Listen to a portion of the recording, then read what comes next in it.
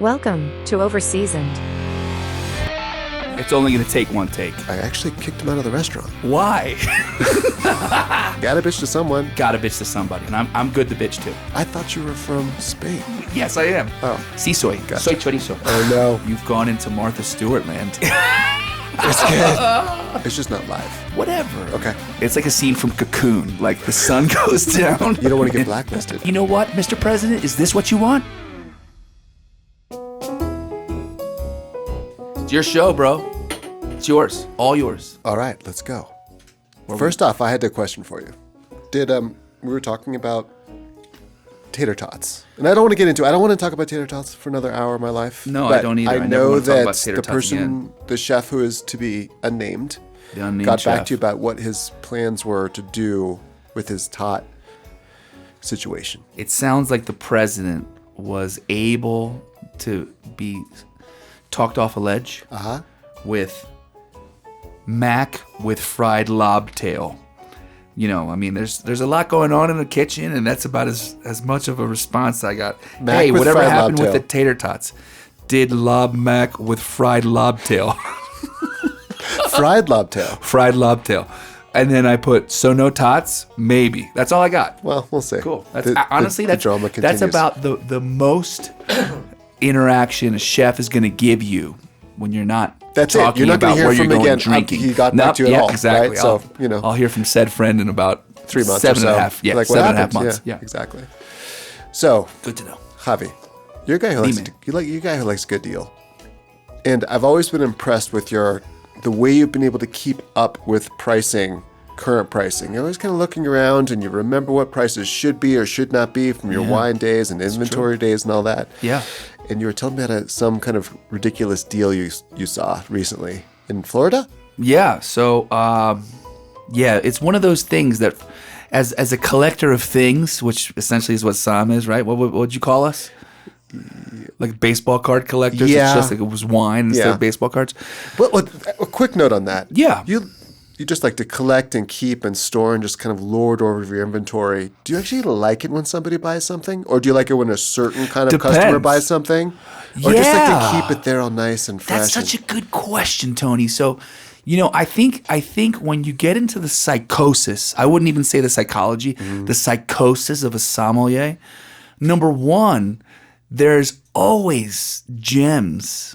If you're a nice som, there's plenty of not nice soms, but there's definitely the wines on the list that you want people to get And try.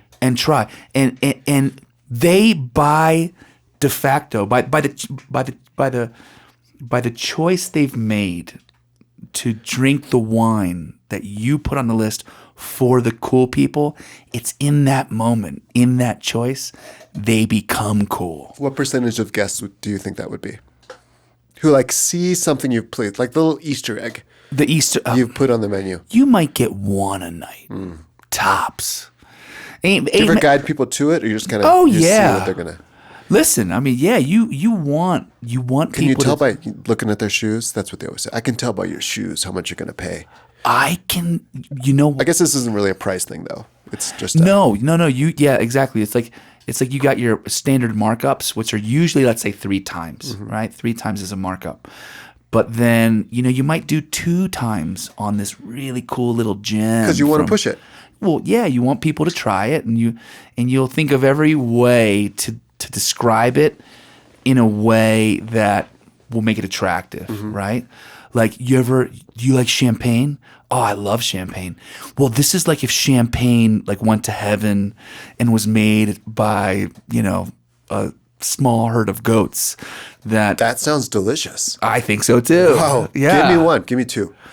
See, and now you're cool. Right. Now you're in, right? From that point on, you can Look for the goat reference. That's going to bring you right in. It's all Little about goats. secret little words. Yeah. And so there's always those wines that you want to entice people to buy. And then you have those wines that just sell themselves, right? The known ones. Yeah, the notable wines that will, they pay for everything essentially in a restaurant. They pay for the electric bill. There's the well-known wines also that you have to keep on the list just because. For your that you corporate kinda masters, hate, yeah. Right? You always have What would be corporate a name there, masters. like like Cake Bread? Camus. Camus. Camus, you have to have it. Cake bread, you had to have it. There was a bunch Stag's of them. Leap. Veuve Clicquot, you have to have it. Stag's Leap is another one. There are these wines that don't necessarily excite the wine aficionado. Well, Yeah. I guess it depends on what you call aficionado. Right. But they don't excite the people on the inside because you know how many are made. But they want to sell it. Listen, there's something to be said for just not necessarily having to have a conversation Sure. with the dude who pulled up in a Corvette convertible, right? Who wants that bottle of Yeah, Camus? who wants to talk to that guy? Do you? No, that's why you're in the back of the house. Right. You don't want to talk to that guy. I don't necessarily want to talk to that guy. He's not going to tip?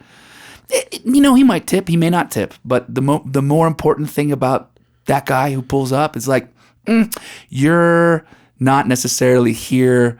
You want everybody to see what you bought. Gotcha. Right? And you want, Pepper a few through the list just to keep that person happy and spending. Listen, even now in my sage years, post-restaurant, post-PTSD restaurant years, I would still keep a couple of those like very notable names on the list. You got to. Just because you don't People are want to going to talk come to in and everybody. not see it. They're not going to know what to get because that's what they get everywhere. That's correct. Then they're going to be Listen, I've spinning been off into burned. space. I've been burned. There have been times where I'm like, look, I know you like Camus. I know you do. But check this out. There's a really small little vineyard in Napa that sells grapes to Camus, but they have, a much smaller production. They've got a story. This guy, Doug Stanton's been growing grapes in Napa for years and years, and he sells grapes to Camus. But wouldn't you rather try his little boutique farm wine that's less expensive and harder to get?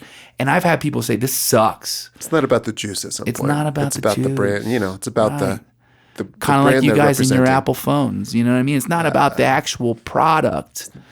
It's about the little silver apple on it. Gotcha. Yeah, So So you're lumping me in with Mr. Ferrari. No. First off, that was Mr. Convertible. Oh, sorry. Corvette. And listen, I'll lump you in with them, but you're like a Stingray, I'd say, Tony. Okay. You're like a 1968 Stingray, the T-top. Yep. Cool. I dig it. You're still cool. You know what I mean? Thank you. But you're still an Apple guy. Yeah. You can't help that. I can't help that. You're in the ecosystem and you're stuck.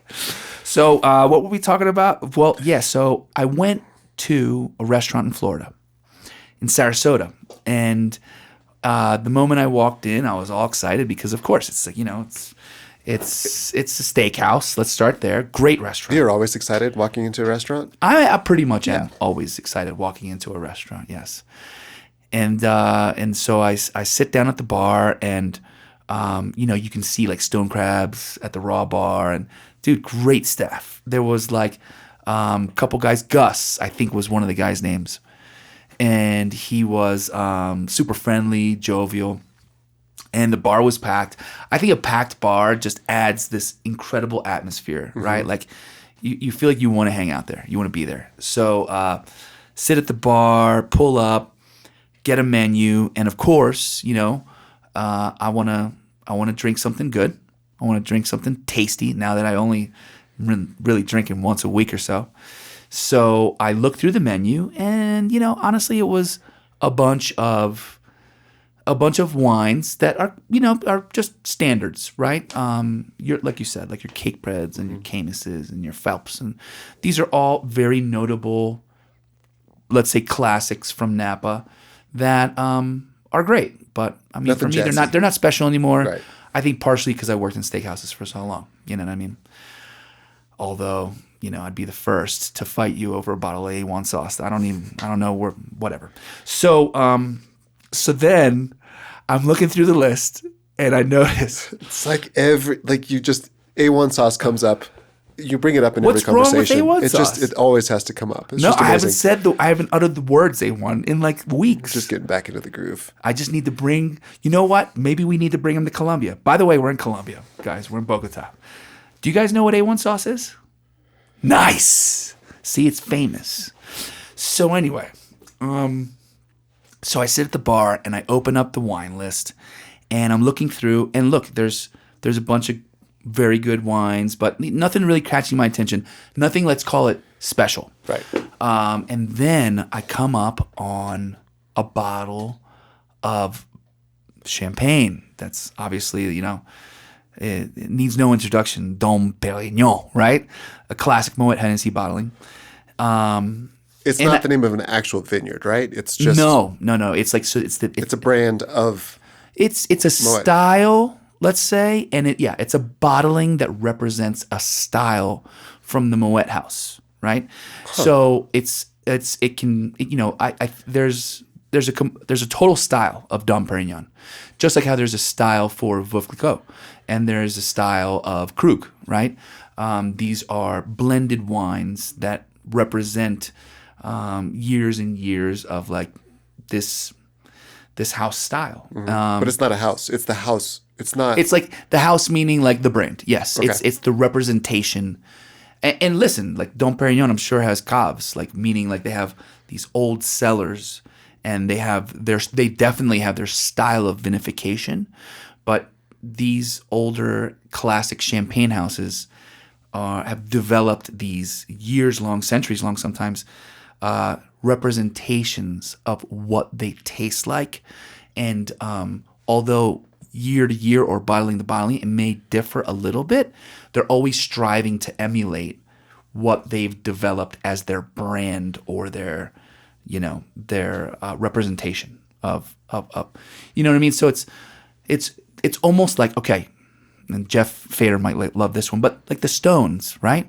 They have their kind of style. It's kind of a loosey-goosey guitar. And in the back, the drummer, R.I.P., always holds it in a very like forward, like, I don't want to say simple, but like very like rock R&B style.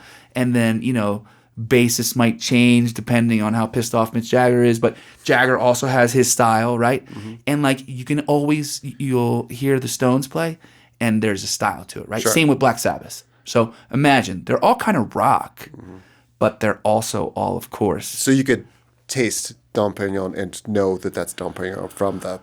I guess let me step back a little bit because I've always been kind of mystified by the non-vintage versus vintage champagnes and how much those could vary between years. I think that Dom Pérignon won't even release a vintage sometimes if they don't feel like it's that's up to correct, snuff, right? So, but how do you get the flavor profile? And of course, it will change somewhat because this was a great vintage, that was a horrible vintage, whatever. Yeah. But get it to where the flavor profile is similar enough to be noticeable year after year. So a lot of it has to do with, let's say, for example, there's steps in the vineyard and steps in the caves, in this case, that will effectively represent the style, right? So let's start with the raw product. So if in the vineyards themselves, there's usually types of grapes that they'll use in order to represent their style, sure, right? And so, for example, if you're in Montagne de Reims, which is like the mountains above Reims. Is that Spanish? Yeah, it's Spanish. Sweet. Yeah, it's actually Portuguese. So depending on how drunk you are, but there's predominantly Pinot Meunier and some Pinot Noir in that area, right? So that means that those champagnes that are produced in those areas or from those vineyards or by vigneron winemakers that are in those areas, since obviously darker grapes may have some more, let's call them darker notes, you'll notice a difference in those wines produced. They might be more, let's say, nutty or extracted or less green apple and more on the golden or roasty apple. So where the grapes come from obviously has a big effect. Sure. And if it gets more sun in a vineyard, it might get more ripeness. It might have less acid. Those things could change from year to year is what I'm saying. So how do you make it so it's that's identifiable as a brand product? So let's say, for example, your style is to have a really big, exuberant, super fruity style of champagne, then that might be a result of maybe you pick a little bit later. than say like another house style where you want to be lean and ultra bright. You might pick earlier because there's less sugar in the grapes and higher acid. So just from a product of nature itself, Yes. you get fruit from the same vineyards at the same That's times, correct. and you're going to have some consistency. That's correct. And in the case of Dom Pérignon, for example, I believe there's 9 major vineyards that they'll use across all of Champagne. And there'll be a mixture of Pinot Noir and the classics and Chard, and I think in some vintages they'll use Pinot Meunier. And long story short, they're getting that raw ingredient, the grapes, from the same places pretty consistently. Got it. And that's the same for most houses, right? And so from there, of course, you're starting with like what is like a very consistent, Sure. you know. But it can vary year after year. Absolutely, yeah. If it rains a bunch, if it hails, if it's humid, if it's a later growing season, all that stuff affects That it. happens every year. I would imagine in yeah. some of the so it's like what's the perfect match, so right? so I think so. First off, they're probably pretty consistent in the amount of ripeness that they're grabbing from the testing grapes. it and they Yeah, there's pick it at bricks the right time meters all that and kind of stuff. different growers. So in Champagne, especially with the larger brands that they work with, there are people who dedicate themselves to just growing grapes. Sure. And so in these cases, you might have long contracts, like contracts that are way Generations long. way beyond what you may have put in place. It might be your grandfather, right, that signed a 100-year contract that a certain percentage of the grapes that come from this vineyard are going to go directly to this house. So let's say, for example, Moet Hennessy was like, all right, we're going to lock in a long-term contract for this Get vineyard. consistency and there's That's correct. Got it. And then at that point, you're also working with the vignerons to like essentially emulate the style that you want. Some might say, hey, I want you to thin the crop out so that it really concentrates the flavors because the vines work less, or can put more effort into less bunches. Fewer fruit, right? Yes, correct. And vice versa, you might have a different house that's like, hey, I actually want a lighter, less extracted, like fruitier, easy style. What does extracted mean? Extraction in flavor, imagine a sauce, right? Like a jus. If you start with, let's say that you're going to have the same level of energy that goes into any one vineyard or row, right?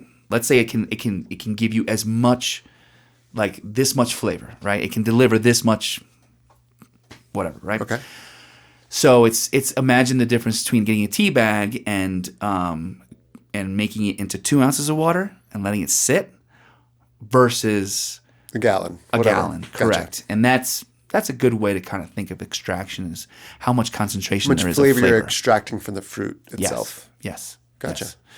Yes. And then, of course, there's all kinds of techniques. But, for example, you can keep the skins on the juice for varied, lengths of time. You can, have the flavors develop in bottle for varied lengths of time. And there's all kinds of ways, of course, to... Awesome. So this all goes back to the Dom. So I'm looking through the list, and there's nothing super special or calling out to me. And the prices are, I think they're fair. They're fair prices that you would normally see in a high-end steakhouse. But I came across a bottle of Dom, 2010 vintage, and the moment I saw it, I was like, that is Typo? actually... is that a typo? Yeah, this is actually a pretty good price for Dom. Looking at it, and it was, I think, $300 even. And one of the things that's been incredibly wild to watch from the outside, right, and as a consumer, is to see how much the prices of luxury goods and just high-end wines throughout the world have just exponentially climbed, right? What used to maybe cost, let's say, $120 for a bottle of Dom back when I was a somm 10 years ago.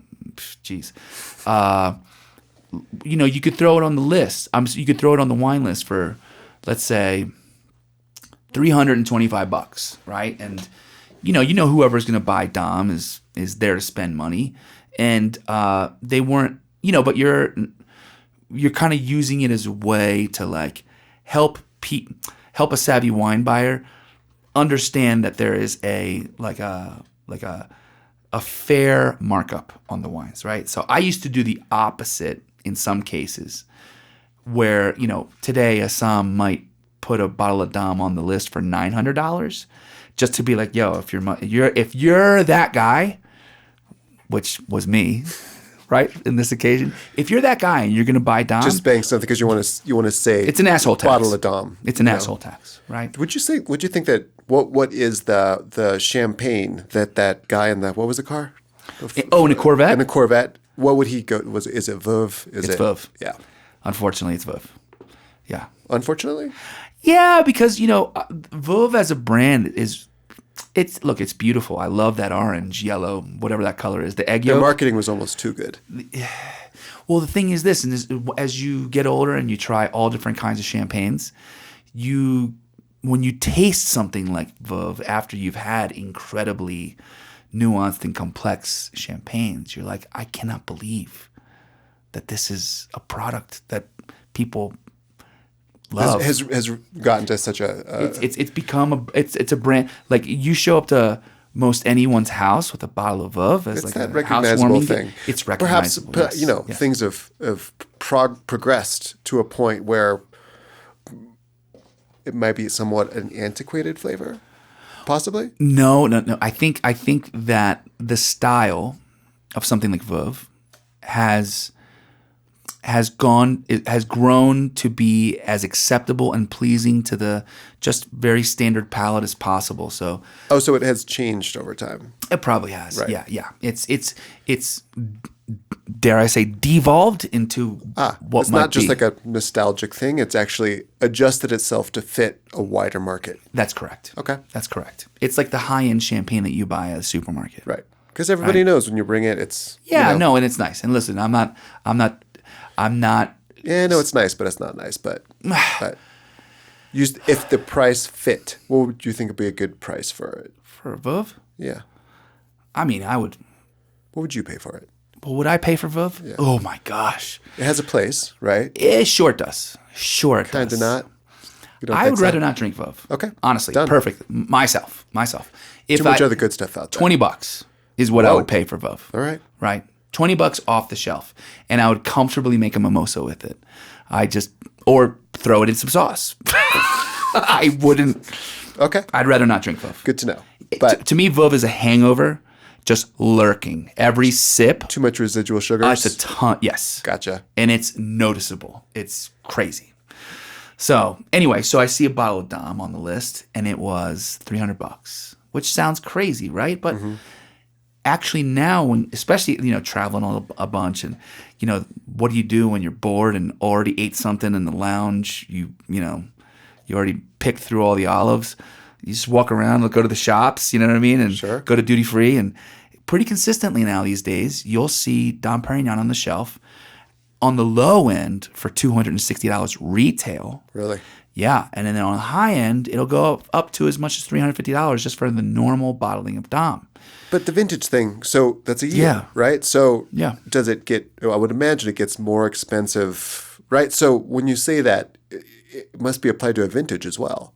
Well, yes, but I think in most cases, like the current release of Dom, I believe, is 2013 as of right now. Because they hold it for 10 years, I would imagine. Yeah, they'll hold it for. So it doesn't even get released until it's 10 years old already. In some cases, yeah. I think that probably depends on the vintage, and I'm not a Sure. I'm not a an LVMH sales guy or right, gotcha. So I don't know the specifics when it comes to that. What I can tell you about Dom is that it is one of the champagnes that I love older, and I've had some pretty unique and special experiences with Dom. Like I've had 78 Dom, which I've had both the normal 78 and the Dom Rosé of 78, which were both gorgeous wines. What was the color of a 78 Rosé? Dude, it was it was a beautiful color. It was this burnt orange kind of like, and I'll tell the story of the Dom Rosé. So I was working at the Borgata, right, at Bobby Flay's Steakhouse, and we used to crush Dom at that place. We would probably sell 6 bottles of Dom a week, which maybe doesn't sound like a lot, but it's a lot. It's a pallet a year of Dom, right? And I guess so. yeah, Wow. right. And so Would you buy it by the year? So what would happen in those cases when you were messing with wines that are like, because the Borgata would buy Dom for the steakhouse and the sushi spot and the club. So you'd need Dom all over the place. Right? Right. So they would just buy bulk Dom, And then right? the And then individual places would yes, get and what each they want. store would Allocate. Right. You'd put like a rec in, right? And then the storage warehouse would send you your 6-pack whenever you Gotcha. needed it. Well, so one year I was like, Dom Rosé, at least back then, wasn't like very popular, right? So, and still today, it's a lot more expensive. Have they been making the rosé for a long time? I want to say like the first normal Dom vintage was like in 1920 something, and then in the late 50s they came out with the rosé. I just can't imagine that must have a completely different aging process and. So on and it's so forth. definitely the way they blend the wines and age the wines, and it's, Dom Rosé is, it's a fuller style, right? Which is interesting because the Krug, which is another beautiful house and another incredible wine, usually the rosés of Champagne world will always be a little more, maybe tend towards fruitier, but in almost all cases will be a fuller, more, I don't want to say expressive, but a deeper wine, right? It's just by virtue of the fact that it has more red grapes in it. And, it can vary in stuff from fruity and floral to like big and extracted or, full, exotic, Sure. right? Complex. But in general, the rosés of a house are fuller, right? I think it's the same juice. They just take some of it and leave the skins in. No. It's a completely different blend. Yeah, most houses are going for a style, right? And like a rosé, like for example, Krug, the normal Krug is like big. It's toasted and nutty and complex and has all these dark, ripe fruits, and it's like pineapple and apricot, and it's gorgeous. But then you have the rosé, which you think is going to be even a bigger wine, and they purposely make it softer, more elegant, more mineral driven. It's less, So anyway, the Dom Rosé, I order it from the warehouse. It's a 6-pack, and it comes up, and like the first thing you do when you get wine is you gotta fucking put it away. It's like, it's like the non-glamorous side of being a som. So the delivery comes, I like make sure I got everything, and then I've got a 6-pack of Dom Rosé. And it may or may not have come from the warehouse because you don't go through anywhere near as much Dom Rosé as you do normal Dom. Sure. And so I'm putting all these wines away. But you have to buy a 6-pack at a time. You can't just buy a bottle. You can buy a bottle, but you get the best price on like the complete case. Sure. Right. So I just got a 6-pack, and listen, we were doing $100,000 in 2 nights sometimes, $50,000 a night. In liquor? No, in just sales. In sales. Back then, it's 2006. It was pretty serious revenue. Sure. Doing lots of covers. And so I open up the Dom, and the first, I think back then in 2006, maybe the vintage at that point was 1998 or 1996, like something like that, Sure. right? 8 to 12, 10 years, something like that. Yeah, right around there. And so I'm opening the Dom Rosé, and I'm putting it on the shelf, and then I open, so this is a 6-pack. The first 3 were just the normal Dom Rosé that you were supposed to have, and then I get to the bottom 3, and they were actually in the case from Moet, shipped, I think completely accidentally, 1978. Whoa. Yes.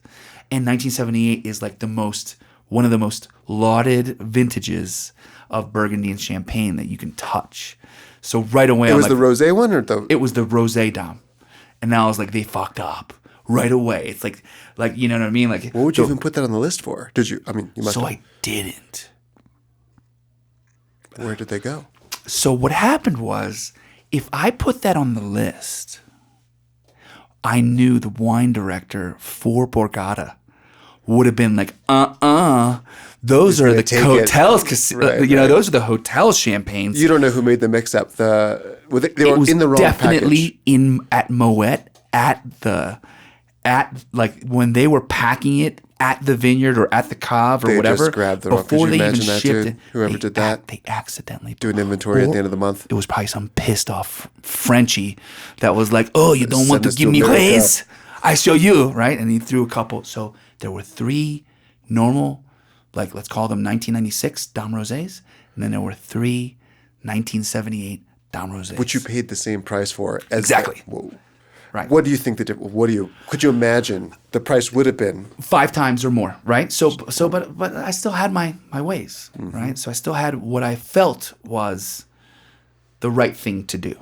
So what I do, I decided that I wasn't going to put it on the list, especially without a 1978 on it, because the way it worked back then was every single restaurant within the casino, which back then there was a Wolfgang Puck restaurant, there was Michael Mina, there was Old Homestead, there was like, let's call it 7 outlets that all that were all in like full service fine dining restaurants. Sure. And the way it worked is any wine that was on your wine list, any of the stores within the hotel could sell them. Sure. So I was like, fuck that. Right? I'm not having some dude from Old Homestead. Right, because it's all about, not my tip. customer. Right? So you guys would actually share the list? It would be a list for the 6 restaurants? Well, what we would do at Borgata, at least back then, was that every wine list, like if you had a big baller come in or whatever, sometimes they say, "Yo, can I see like the master list?" And they would essentially each store, Wolfgang and Michael Mina, Sea Blue, and all those would each have a copy of their list in that list. Gotcha. Right? So it'd be like this master list. And I knew that if a 1978 Dom Rosé just popped up out of nowhere, that couldn't have been on anybody else's list. they would have thought, first off, I'm pretty sure that everybody would be like, this is a typo. Right. Right? Then they would have looked at the price and be like, this is a typo. Right? What happened here? Well, I mean, would it be $1,000? So the Dom Rosé back then was like, let's call it $7.95. I think I sold $7.95 a bottle, yes. Whoa. I think I sold each of those bottles for $29.95. The Dom Rosé 78s. $29.95. No. $2,995. Yowza. And so what I did was, listen, I already knew who all the fucking the wine flex people were, right? I knew who was coming in and who loved the champagne and who loved Dom and who would appreciate an old bottle of Dom. So, just like any other swarthy salesperson, I would walk over to the table and they'd be like, "Hey, I'll get my bottle of Dom Rosé." And I'd be like, "I got something special if you're interested."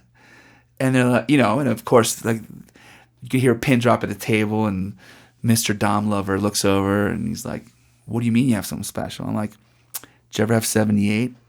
And, the automatic reaction is 78. It's one of the best years of ever.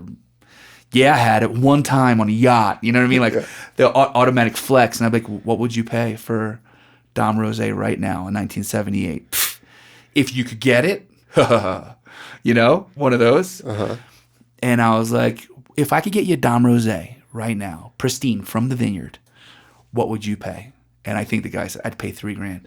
And I said, That's how you priced it? "Yep, that's how I priced it." So I was like, "Cool, check this out." So I came up, because they all came in gift boxes. And I pop open this Dom Rosé in front of them.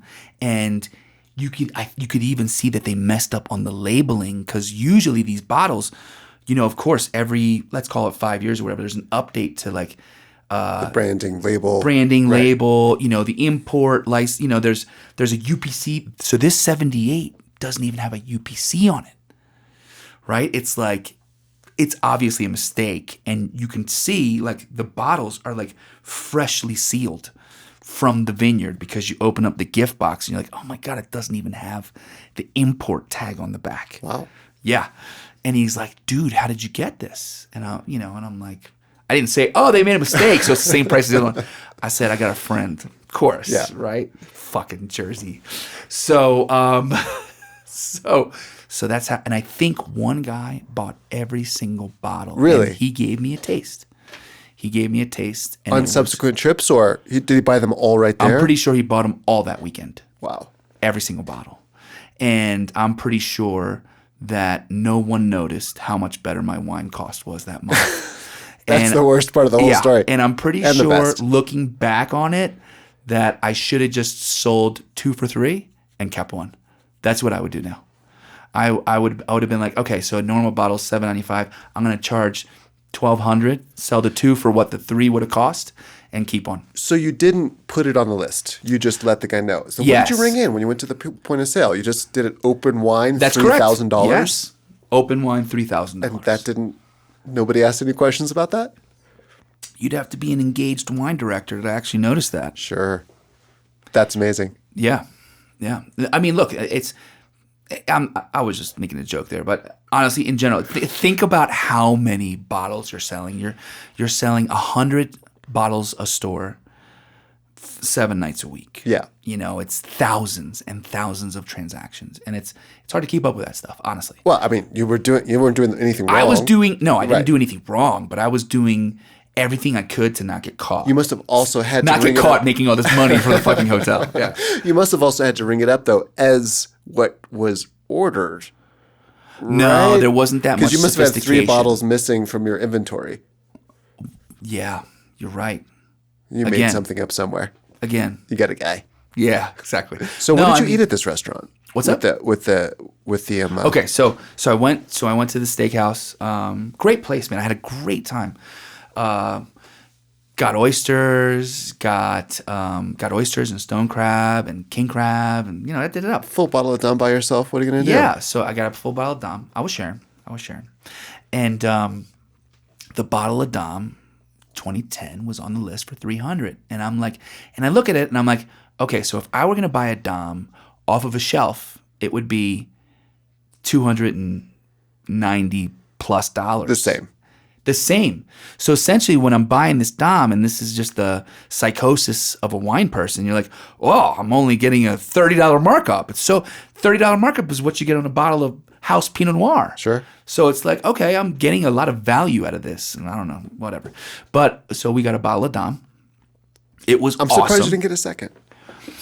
Well, I want to save some inventory at that store. Oh, so Hopefully you're gonna they go back. don't They don't notice. realize Do you think it. that's what? Do you think it just didn't? Do you think that was a typo? They didn't notice. Okay, so here's a couple of things I'm thinking may have happened. One is that 2010 Dom has obviously been there for some time, right? There's not a bunch possibly, of people. right? I mean, Well, look, if they were going through Dom, if they were actually selling it, then they would have known that the price was wrong. Something would have tripped them up. Well, they also would have a 2013 and not a 2010, which Gotcha. was the release, let's call it 3 years ago or 4 years ago. So that's first. They'd be on 13. They'd be on the current vintage of Dom if they were actually moving a lot of Dom. The other thing is that I don't know what happened with luxury goods, especially with, Dom Pérignon and Tanger and all these different champagnes. Honestly, it's rampant across wines right now. But the prices are rising exponentially. Like Beaujolais is fucked. What used to be $20 to $25 is now $50. Where do you think that price, The Soms ruin everything. but Soms ruin everything. well, I know that. But the Oh, you already know. Yeah, got it. I don't need to But tell the you that. restaurants are purchasing it for a higher price too, or they're just marking it up. Both. So Both. is it So- still a triple? Yeah, I'd say. It's still 300% increase, but the price of the item is increasing too. Well, so what I think is happening here is that, let's say in 2010, Dom back then was only $150 a bottle, so they might have marked it up twice, being like, "Hey, you know Right. what? If you buy the Dom, we're not still going making to it. fleece you for it, Right. right? It's a 2 times markup, and they want it incentive. They want people to buy it. They don't want it hanging out forever. It's a lot of No. money hanging out on the shelf. That's correct. But then through COVID and social media and the Psalms ruining everything because they post about all these great vineyards. Like, dude, LeBron James has single-handedly, you know who LeBron James is? Football. Close. He destroyed he destroyed this one brand of Montepulciano d'Abruzzo. I'm not even going to name it because why? It's just going to continue to destroy the cost of this wine. But it used to be $100. Now it's like $500. And it's because this winery only makes a certain amount of wine. Right. And if they can get away with selling it for $500, why wouldn't they? And if Dwayne Wade and LeBron James and all these other golfers are going to destroy the costs of wines. Golfers and sommeliers are the worst. I agree. They're always increasing the price of the wines. We ruin everything. So Beaujolais, which used to be the go-to inexpensive wine, is now gotten a lot more expensive. And all the great wines, we've ruined it for ourselves because now we're making it so that we're pricing ourselves those out. Kinds of things, if you still need to have it, you're buying it because that, you can certainly get another comparable thing for a much less price. Yes, yes, of course. As an engaged wine lover, as a savvy buyer, or you're talking to friends that are also in the business, new producers come around all the time. And the sauce, the secret is figuring out who those great producers are or trying to game the system and understand what's going to get hot before it does so that you can hoard some inventory for yourself, right? That's where it comes in. And so, for example, I won't name wines that I buy anymore, right? Unless you're my friend, and you can text me. And but it happens in everything. It does. It does. Happy Van Winkle. It was great, but it becomes a collector's item just because it gets a little notoriety, and it's 20 years old or and then it's 300, over. whatever it is, and right. That's you know it. how much a It bottle of becomes Pappy 23 goes for now? $750. Like $3,500. What? On the low end? Yes. Wow. My sister got me some of that on my birthday. did? Well, not recently, but before it went crazy. Do you know when we were still building Shoebox up? By the way, 11th anniversary of Shoebox. Invoices today. Invoices in the system today. Yeah. 11th anniversary. What are we going to do? We're going to go have some Dom? Ooh, do you want? No, let's have a burger. Yeah, let's do it. Okay. Dom and burgers? Burgers, Doms, it's not really. I like Dom and burgers. Let's see if we can't make that happen. Yeah. Can we find some the Dom paradox in of our Bogotá? lives. Yes, we can. What would be your favorite thing to eat with Dom? Not restaurants, not at this place where you had it, but if you had a bottle of Dom and either you're cooking for yourself or you're at a restaurant, what would be the perfect meal to have with that, to celebrate that? Champagne is so good with everything. You like it all the time. I do. I love champagne. With the whole meals, you'll drink it straight through. Yes, I'll drink it straight through. I fucking love champagne. We went to this place, Leo, here. Yeah. Fantastic. Yeah, a really cool experience. A beautiful restaurant here in Super Bogotá. innovative. The ingredients they use, so exclusive to Bogotá, Colombia. Yeah. Right? Yeah. All these herbs and big butt ants. Yeah, yeah. And stuff you've And never heard of trouts before. from the mountains. And What's that? We had some trout from the mountains, and we had some pigeon that came from like the coast, and all kinds of really cool. It was a beautiful experience. It was great. All these different flavors, multi-course, super El Bulli style, right? Mm-hmm. Right? Like very innovative and different. Yes. And you always have charge of the drinks menu. Thank you for that. And champagne the whole way through. Yeah. So I'm not a big tasting guy. So, for example, if you go to you don't want different wines with each course. If you go to a nice restaurant experience where a lot of thought and care has been put into like a coursed out meal, and there's like let's say like a nuanced courses that are coming out that are chef driven, Gotcha. Artist stuff. Well, so I want the food to really be the star of the show, and often the wines become this clumsy, trying to keep up with the service experience. And, there's a lot of wines that are just beautiful throughout a meal. And in this case, we had I agree with you. Agostito Rayo, the cava, or the cava. So not champagne. Yeah. We had, I think it's Corpinado. It might be Corpinado. Anyway, we had really beautiful Spanish sparkler. And it was Gran Reserva. It was 2010. It had some age on it. But it's like, you You could lean on it to be the foundation of a palate cleanser, and you could also let That's the a good food. way to think about it. Yes. You know, because when you do the wines with every course, there's a lot going on. There's a a lot. lot. And by the fifth, you can't even taste anything anymore. And then, for example, on your first course, if you've got 2 bites of something, and let's say it's like, who knows, like a tartare, right? A trout tartare with creme fraiche and some fresh herbs on top. And it's like a 1-biter, right? But you're getting 3 ounces of wine to go with that. Yeah. Then you're like chugging that to get to the next one. Right. And the kitchen already knows that first bite's just 1 bite. The next thing could be like, a ravioli or whatever. And all of a sudden, like the wines become like the focus because you're trying to keep up with the wines and the food's I just agree. coming out. It's kind of like what's taken, because you always have wine left. Yeah. Always. Yeah. In between each course. Then you're hammered. Then you're getting hammered. Yeah. Right. Yeah. So I like that approach. Yeah. So And you chose champagne, you start with it and just kind of go through, and it can hold up to the heavier dishes. I love it with As a heavier- palate cleanser. I never thought about it like that. It is kind of a palate flavorful, like obviously. French fries and Coca-Cola, right? Like you want something with acid in Sure. there. But Coca-Cola is great with a burger too. So it's like that effervescence, that acid, the freshness. It's like perfect. All right. So anyway, I got the Dom, and I felt like an asshole ordering it because I was at the bar, and I'm like, hey, so we ordered a bunch of great food, right? I have no problem ordering food, but I've never ordered Dom in my whole life. Really? Never in my life have I ordered Dom Pérignon. Because you just don't like the way that. No, it's expensive. Let's start there, right? You never saw this deal before, so you wouldn't have. You would never order something so expensive. You might get it at a store if you saw it, or have it at your house. It doesn't mean I haven't drunk in Dom, Sure. and it doesn't mean I haven't bought bottles of Dom, and But you're not going to drop $800 on a bottle no, of champagne. I'm not going to buy it. No, of course not. And in this case, it was just a deal, and I've never uttered the words out loud. And I'll take the Dom. Bring us a bottle of Dom.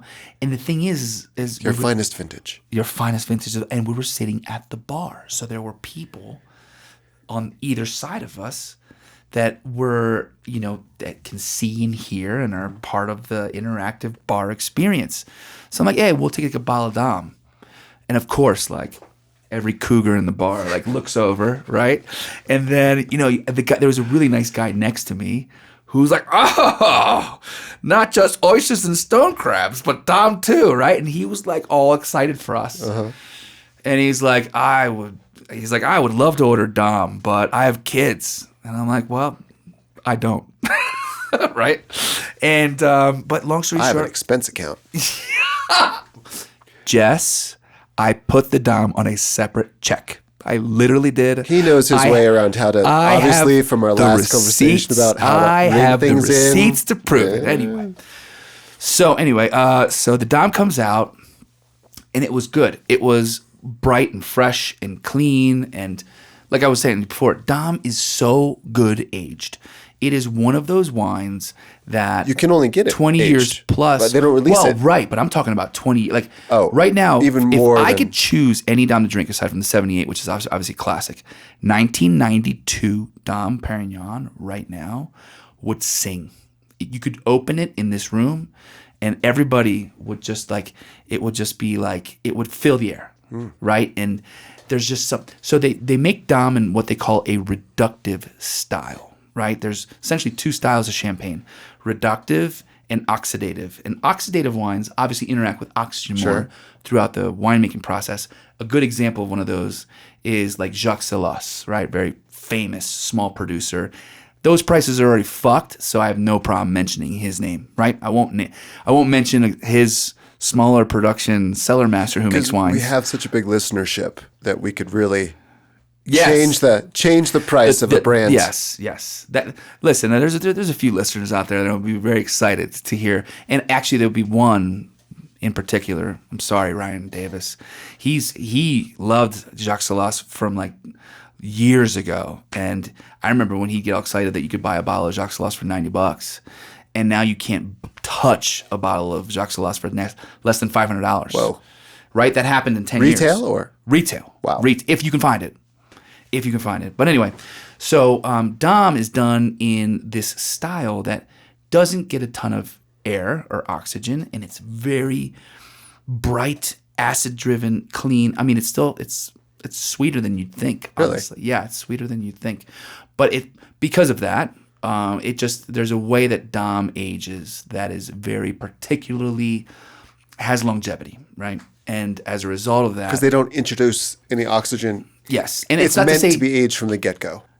it's meant to be aged, right? It's almost It's like an average champagne in its youth. Have you had it? Mm-hmm. How did you have it? What? I thought it wasn't released. When it's released. Oh, on release. 10 let's say. years. Sorry. In yeah. its youth, it's yes. 10 years In its old. youth, it's 10 years. Gotcha. Yes. So when a bottle of Dom is just released, it has, it's good. It's like good champagne. It's not like, oh my God, this. But when you give it another 10 years after release, something happens to it. Blossoms. It just evolves into this incredibly complex, multifaceted What would be the thing wine. you'd want to eat with it if you Okay. could have anything? If I could have anything with Dom, only one thing. No. What for? First thing that comes to mind. Like one dish you might want Dom in your pajamas, and then another one a little bit fancier. Okay. So in my pajamas, I mean, a it's straw in the cliche. It's bottle. cliche. It's cliche, but Don't say tater tots. We're done with that. it's not. No, it's fried chicken. Ah. Yeah. Interesting. Yeah, fried chicken and How is champagne. is that cliche? It is because it's I remember become you like talking this, about this before. Yeah, Okay. like Psalms ruin everything again. And yeah, it's something Instagram about ruins everything. But yeah, continue. yeah. Or a psalm with an Instagram account. What ruins kind everything. what kind of fried chicken? Do Do you prefer to go Popeye's way, or Yeah, I would. do you just want some like Popeyes has got a little too much spice, honestly, in this case. Okay. And I don't want that much spice because I really want the wine and the food to play together. I want so in this case, I'd go with, and I know this might ruffle some feathers, literally and figuratively, but I'd go with the KFC extra crispy. really? Yeah, there's a lot of KFC like traditionalists, and they like the original recipe. Which, by the way, did you know that instead of dredging it, they put it in egg white and then dredge it, and that's why it's got That's that why it really gets- soft batter coating on the outside. Did not know that. Well, I like that, but it's not my go-to. I like the extra crispy. I like the crunch on the outside, You and want so it to that's soak up as much of that fryer oil as possible. yeah, exactly. That's where the heart goes to sing. And then, but if I'm going fancy, I'm going with caviar. Oh. Something happened this year. It might have been a little bit inspired by you, actually, Really? Tony. Yeah. So for my birthday, you were kind enough to invite me up to New York. We had a great time. And our buddy Brian Vandergast, the chef of the Nomad Hotel, kind of put a hole in the matrix for me because it was my birthday. He's also a Virgo baby, so a shout out to Brian. But he put together an awesome dinner for us. It was fantastic. It was so good. We had like dry aged ribeye. I got pictures of it. Not dry aged ribeye, sorry, dry aged porterhouse. We had, I feel like this beautiful, not ceviche, maybe a ceviche, like the tiradito kind of dish. But the first thing, do you remember the first thing he came out with? Algo champignons. Champignons? No, I don't remember the first thing. So the first thing that he came out with was caviar. Yes. Caviar with creme fraiche and all the beautiful classic accoutrements and potato chips. Yep. And it was fucking good. I was just like, I've never been a caviar kind of guy. Like I like it. It's fine. Sure. I like tobiko. I like any. I like Fish, egg. ikura. I like all of the Right. fish eggs. Right, I do. But I'd never just been like a caviar guy. But this night, this extravagant, fancy night, I feel like we had caviar at the Nomad, at the Ned. And then we also had caviar again that night. Later a that night, twofer. yeah. We had caviar at the Chelsea Hotel. Right. And it was just fucking delicious. And then I was lucky enough. Then I was like, I was lucky enough on around Christmas to just, a local wine shop in Sarasota was doing this oysters and caviar tasting, and I couldn't get there, and like with all these beautiful champagnes for like to celebrate the new year. And I was talking to the owner of the shop, and he fucking super sweetheart and super smart, really. He was describing this night that they were doing, and I got so fucking jealous, and I just went down the rabbit hole. And I'm like, I need to know about. I need to figure out what caviar is all about.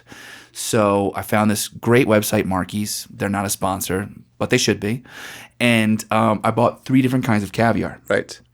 I bought some Osetra, which I believe was from Italy. I bought some Sevruga, which was actually, I think, from the Caspian somewhere. I don't know specifically where, but it was like the most closest to a traditional old school Iranian, but not Iranian caviar. And then we also had Kaluga, not Beluga, but like a hybrid of the Kaluga. About this. It was gorgeous. It had the most firm pop and incredibly nutty aftertaste. Anyway, so we chopped up a bunch of shallots and chives and went super classic. Got the blini and then got 3 different kinds of potato chips because that's what a fucking normal person does. Mm-hmm. Got like an egg yolk flavored potato chip. Egg yolk flavored potato chip. Torres makes these egg yolk potato chips. Always comes back to Spain. It does. And you're welcome. And then we got those and got like just classic Cape Codder chips with no salt. Vinegar ones? No, just the Cape Cod makes a no salt chip. Oh, so that's we bought interesting. Those. Yeah, that seems like it's perfect for. That's what we thought. Gotcha. That's what we thought. So we were just trying to like, explore the world of champagne, and boy, was I surprised by how much I enjoyed it. It was beautiful. I didn't think I'd like it that much. I was surprised. And in the experience, it came back to sour cream and onion chips. Really? Well, you have chips, you have chives, you have shallots, you have creme fraiche. Yes. I could see how all those flavors amounted to the most special version of a French onion chip or like a sour cream and onion chip. That's what it reminded me of, like the elevated sour cream and onion chip. Gotcha. So I feel like that would be my fancy. The fancy. From fried chicken to caviar. Yeah. That makes sense. Yeah. Right on. Of course, like I said, it goes with everything. I could have it with dry aged steak. I could have it with oysters. I could have it with beautiful crab. I could have it with French fries. Sure. I could have it with Doritos. I could have it with a burger. I could have it with foie gras. All right. When do you think the next? Keep going. Cocktail shrimp. I could have it with a wedge salad. I could have it with breakfast and like a fried egg and bacon with some like chives over top. Your eyes are starting to get a little. Dude, you're starting to scare me a little bit. Starving. Like that would be great. Buffalo wings. Why not? Do it. Right. When do you think the next time you'll have that? What, champagne or caviar? No. The Dom Pérignon. When do you think the next time you'll have Dom Pérignon? So it happened to be that this restaurant it's in Sarasota. Sure. It's a great place. Oh, you don't know if they've caught yet that they have it underpriced. So you're hoping there's still some bottles there in the inventory. Gotcha. Yeah, well, what I'm hoping is whoever does the wine count, I know freaked out. So you got to go before the end of the month. Wait, this was already last month. No, it was a couple weeks ago. Yeah, I got 13 days to go. What I'm hoping is that so I remember when I would be gone for a couple days and then come back, I would notice when Dom was gone, like within moments. Really? Fuck yeah. I knew. You kept it in a special part of the cellar? Look, would I know how many cake bread Chardonnays I had if I left on Sunday and then came back on Tuesday? No. But Dom's, yes. Dom, Krug, my Vega Sicilias, my Ornellaia, Solaya, all the super high-end wines, I had an internal count of all of them. And if I walked into the cellar... You wouldn't just check the POS to see what you sold? Oh, well, yes. I mean, you'd look at the cellar first and then be like, just double check. Exactly. So you walk into the cellar, you put your book back down, you're like, all right, cool. Like, I got to put some wine away. I had a delivery come in, blah, blah, blah. Got to do like a quick little walkthrough to see like what we're low on so I'm not like pushing a wine that we don't have inventory of. It's nothing more embarrassing than like talking up this wine to a table of 10 and then you don't have, you know what I mean? So you kind of equate yourself with what happened while you were gone. And when the Dom is gone, you're like, what the fuck where's my Dom, right? Because you're like, This number gets one, back it's to the expensive. thing. You want to keep it. Like, Yeah. Well, no, I don't worry about the Dom necessarily. Like, you can get it whenever you want. Oh, okay. It's always available. Really? Yes. Dom is always available. interesting. Right? They make a lot. They might make, I don't even Or, know. well, it doesn't move a lot, right? So, It's just, look, you walk into any hotel in America, they have Dom. You walk into most any hotel. wine stores and they have Dom. You know, Dom is just, it's a good wine, but it's available. Got You can it. get it almost anywhere, and they make a lot of it. There's never a time when you go to order Dom from your vendor, and they always have Dom. Gotcha. Right, so Dom is there, but in this case, it's just an expensive wine that you're like, You want to make sure that it didn't your brain disappear or goes break to the worst place. Who stole a bottle of Dom, right? Or who accidentally grabbed a bottle of Dom, or who did the GM want to impress by giving them a bottle of Dom, and you downward spiral into this horrible place where you're like, fuck, touch the, you know what I mean? Where's the Dom? Where's the Dom? So I'm sure whoever the wine person was like, there's one less bottle of Dom. Who ordered Dom? And you do exactly that. You're like running reports, and you're like, did it get into the check? And because you're responsible for that cost. Of course. That's really ultimately it, right? Gotcha. It's like you want to make sure that somebody wasn't trying to pull the wool over the Wool. old eyes, right? While you were Not on this guy's shift. not on this guy's watch, right? But we're hoping that you pull the wool over the guy, whoever's has done the list. That means we're not going to talk about this specific restaurant. Look, they might, like I said, they might have bought the 2010 vintage and not adjusted the price, knowing that they paid $150 for it. And They still did okay. They just didn't do as okay, but they still also sold it because sold it, they weren't yeah. selling it, right? So it's not like they may intentionally have put a low price on the Dom. They may have not. But I'm not going to risk that, and I will not be bringing it up to it them. wasn't so 'cause- crazy that they lost money on it. Let's put it that No, way. no, Right. no. Good. They didn't lose money on it. And Would you tell them if they did? I don't know. Interesting. I don't know. Would you? No. Okay. We're on the same page there. Yeah, like for example, if stone crabs, let's say like a porterhouse makes it onto the menu for $65 and you know that the cost on it is $65, you got to think that they're doing it with intention, Yeah, exactly. right? For sure. They're doing it on purpose. So yeah, I want to thank Dom Pérignon for their portion of this. I want to thank Moet Hennessy for accidentally sending a 1978 Rosé 3-pack. That is pretty special. I'm agree. glad you had that experience. Me too. You never would've I want to had thank that you before. for introducing me to caviar in your own way. Right on. Happy birthday. Thank you so much. Happy birthday, shoebox. Oh, right. Yep. A bunch of celebrations to go around today. Maybe it is a Dom night. Let's do it. Sorry, Julie, Jessica. it's a Dom night. Dom and hamburgers. Jess, it's not a Dom night. Bye, guys. Talk to you soon. See ya. This episode of Overseasoned was brought you by Fetter Knives. You're never alone with a Fetter knife.